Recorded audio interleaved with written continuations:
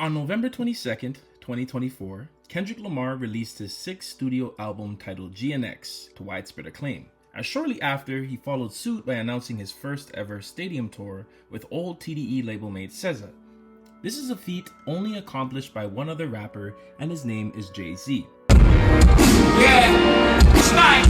But make no mistake, this is the first time that a rapper at the top of their prime, fresh off a Super Bowl performance, will headline a stadium tour across North America. The tour will commence on April 19th and will consist of a total of 23 shows across Canada and the United States. If all goes according to plan, the tour will go down in history as one of hip-hop's greatest achievements. But despite this imminent accomplishment, there are still some concerns to be had. Back in 2024, Kendrick and Drake finally kicked off the rap civil war, a feud that has been building up for over a decade. And this culminated in the hit diss song, Not Like Us, which easily was the killing blow to Drake in the battle. You run to Atlanta when you need a few dollars, no, you're not a colleague, you a fucking colony. And let's just say Drake hasn't been taking it well, with crash out antics becoming the new norm. This sense of instability from the other side has some people concerned for the two Toronto shows on June 12th and the 13th. Okay. I wouldn't go into a country where this guy is so beloved. It ain't got nothing to do with no street shit. He the type of dude that they'll put stuff in these guys' luggage or detain them for some dumb shit. Not to say that these concerns aren't valid, but as a Canadian resident myself, not only do I think that these shows will go off without a hitch, but also that they will both make hip-hop history.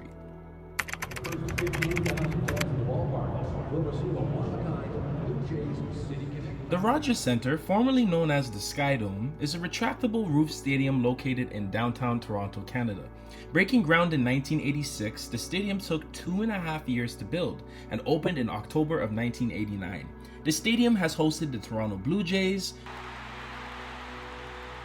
the Toronto Argonauts, a WrestleMania, What the Rock is cooking, various concerts, and the 2015 Pan Am Games. For anyone who isn't from Canada, you have most likely still seen the stadium as it stands directly beside the CN Tower. You know, the building that Drake photoshopped himself on for some reason. Yeah, that one. And just a few minutes away is the Scotiabank Arena, formerly known as Air Canada Centre, which is the home of the Toronto Raptors and the Toronto Maple Leafs. This is easily one of the most significant areas within the country, and the proof shows because if you've never even been to Canada, you have most definitely seen either one of these buildings.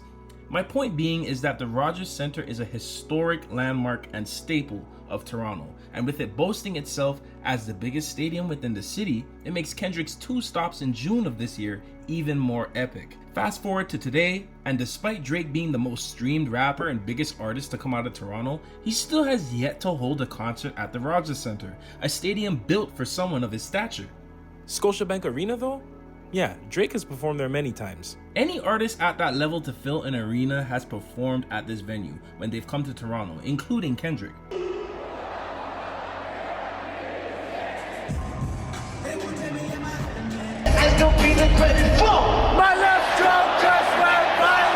And ironically, during his last show in Toronto, Drake was even in attendance.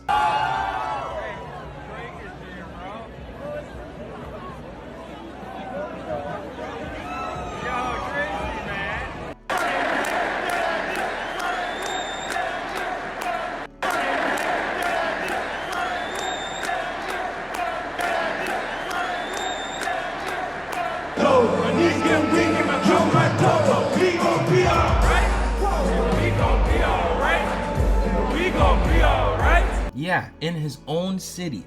Drake has performed in small venues as of 2024, which is a good look for local and independent spots, but I also found this statement weird. Even with him supposedly turning down the Super Bowl 4 times was odd to me and very hard to believe. You are one of the biggest artists of all time, and you have never hid the fact that you love chasing metrics. So why would you turn down an opportunity to perform at one of the biggest events of the year?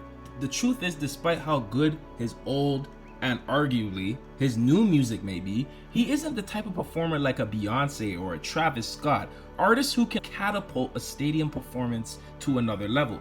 Drake is an artist who has good records in his catalog, but somehow he can't perform at this level, which is astonishing within itself. One has to wonder if it says something about the quality of music or how Drake maybe feels about what he's putting out into the world himself. Whatever the reason may be, Kendrick has now beat him to it by not only doing a stadium tour, but 2 back-to-back shows in Drake's own city, in a stadium he has never performed at, which just so happens to be the biggest stadium in Toronto. This is a chess move in itself in the game for the throne, which I mentioned in my last video about Kendrick's Super Bowl performance. It's no secret that these two have said some vile things on wax about one another, and the odds of them rekindling their friendship seem slim to none. With that comes a very dangerous territory of post-beef politics, with the potential of violence increasing with every antic. And breaking news out of Canada, rapper Drake's mansion is at the center of a shooting investigation right now. Both of these men have traded heavy blows in this battle, but despite what was said, one side seems to be handling it very well, as the other side...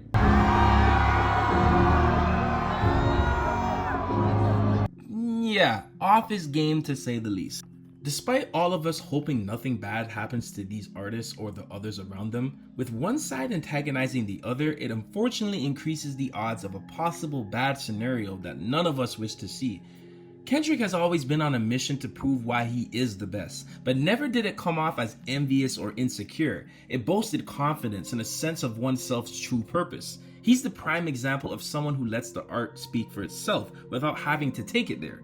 Kendrick coming to Toronto first puts the ball in Drake's court, because Kendrick never has to come back to Toronto or Canada ever again, but Drake most definitely will have to go back to LA at some point. So if something were to happen, God forbid, even if it's not by Drake's hand, it will automatically look as if he's involved to begin with. Kendrick is essentially telling Drake to make sure you, the people around you, and your fans better be on their best behavior, or else. He's a nice guy, so they have a problem with it because he doesn't have a gangster approach. But let me let y'all know, he got 100,000 motherfucking gangsters with him. So y'all better watch what y'all say. You understand what I'm saying? Keep it hip-hop, because that's what he did. He kept it all hip-hop. Thus, once his 2 concerts go off without a hitch, can make a statement that I performed in your city before you even got the chance to perform in mine. And we'd be kidding ourselves by saying that this is just a regular performance. Fresh off arguably the greatest rap beef of all time and a Super Bowl halftime performance for the ages, Kendrick now has the chance to do the funniest thing ever. Picture this. It's a warm summer night in Toronto, and the Rogers Centre is packed with a sold-out crowd. And then you hear this.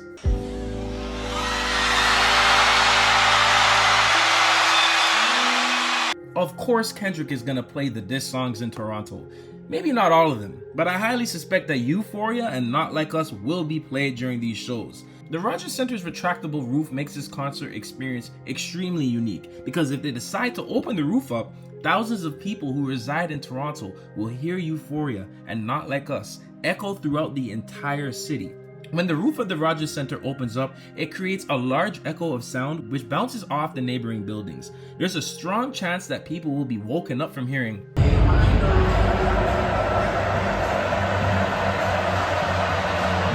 at the end of the show, and I'm calling it from now. Don't be surprised when you see TikTok videos of people outside the stadium reacting to what's going on inside. Now, some would say that Kendrick is milking the beef, and to that I have to ask, have you compared the post-beef moves from both artists?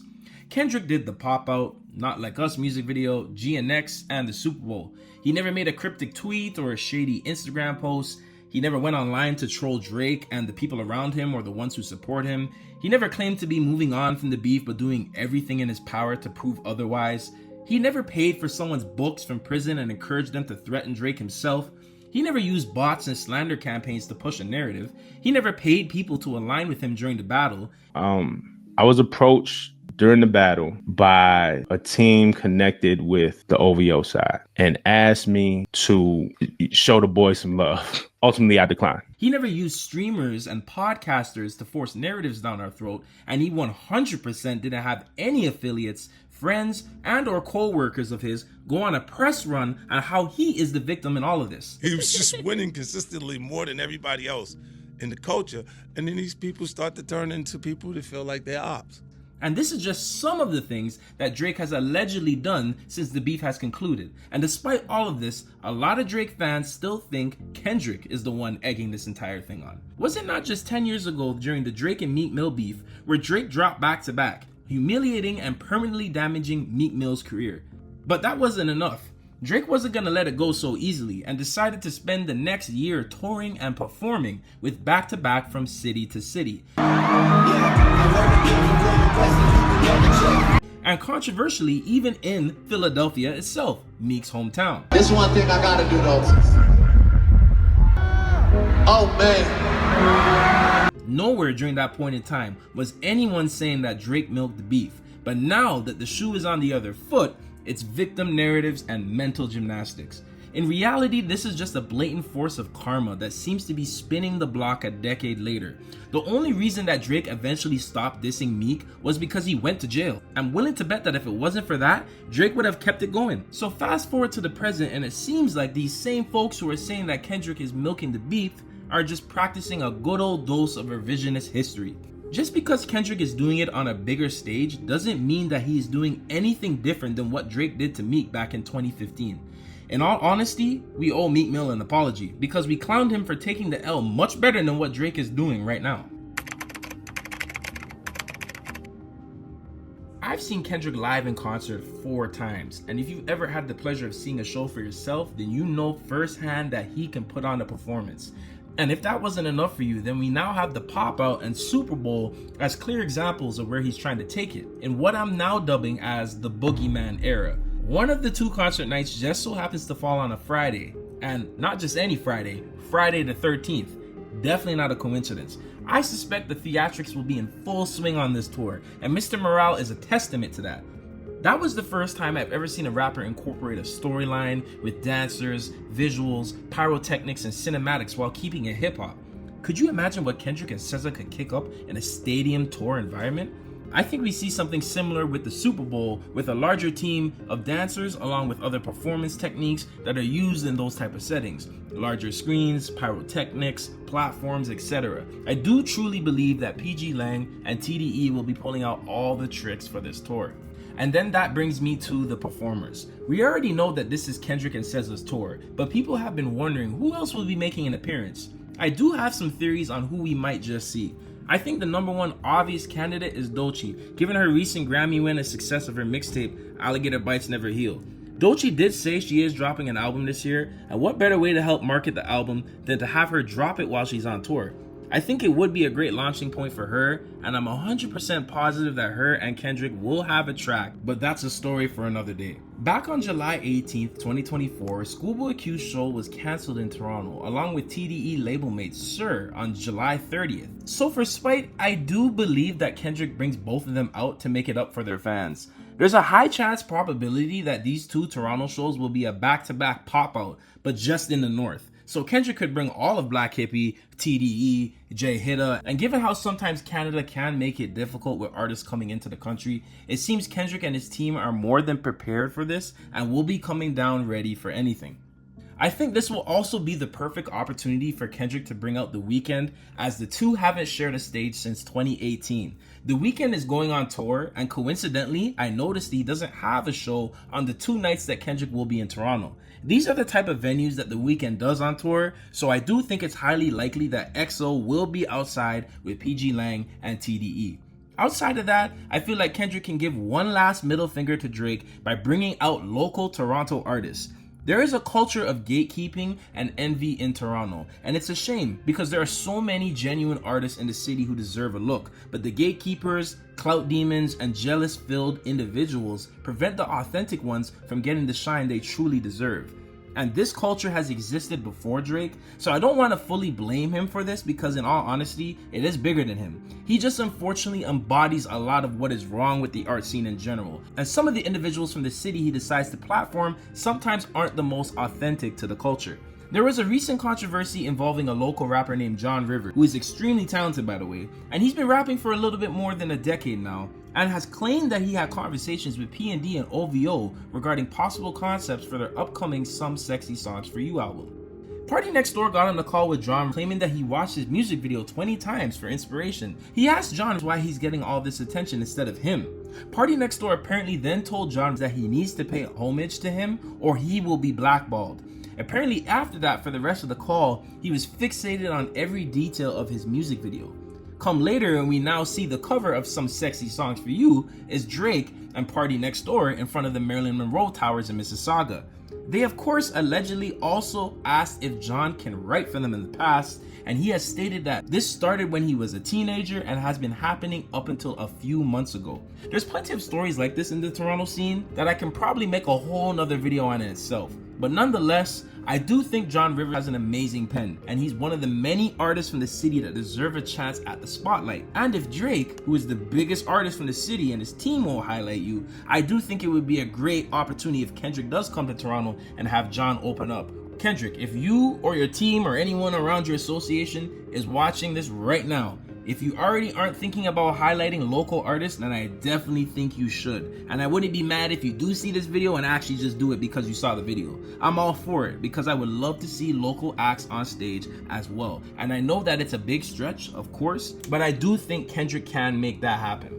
There's also some other acts from the city that deserve a shine, one of them most notably being R&B singer Jessie Reyez. I know that they have some history, but SZA could have a moment where she brings Jessie Reyez on stage to come sing with her, or she just opens up in the beginning of the show. Put the camera on Jessie Reyez. Let's get a camera shot of her. Forget these clowns. Look at that. Wowzers. Wowzers. I'm just spitballing here, but it would be cool to see her, and I'm thinking about notable, prominent Canadian artists that wouldn't mind sharing the stage with Kendrick and SZA at this time from Toronto, and I think she definitely would be one of them. If you guys actually want a little list of upcoming artists that I recommend, I'm gonna put one in the description so you guys can check out local Toronto artists and give them some support, because we know that the people who are in the position to do that aren't doing that. So if I can help them out any way I can, I most definitely will.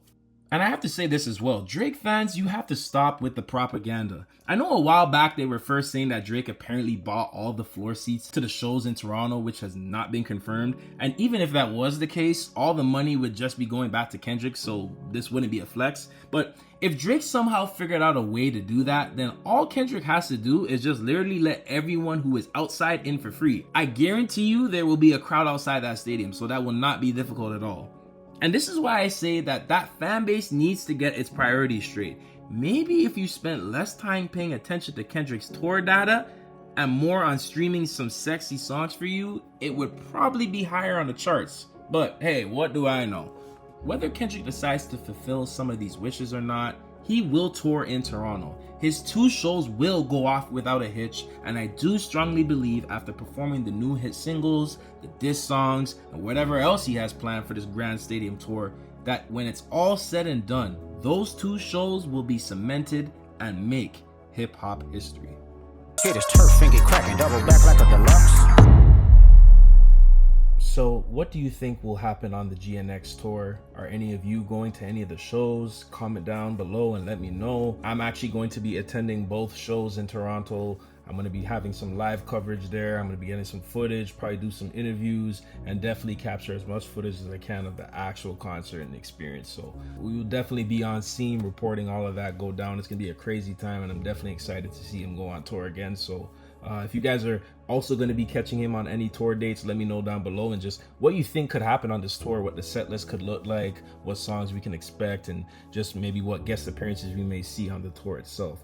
Yeah, I'm interested to see. So yeah, thank you guys so much for the support. You guys have a wonderful day. You stay blessed and stay tuned. Tell me, I don't want to talk on no selling. You know I got language barriers. There's no accent you can sell me. You're cold and ivory, you know I'm a selfish. The crown is heavy. I pray they ain't my real friends. If not,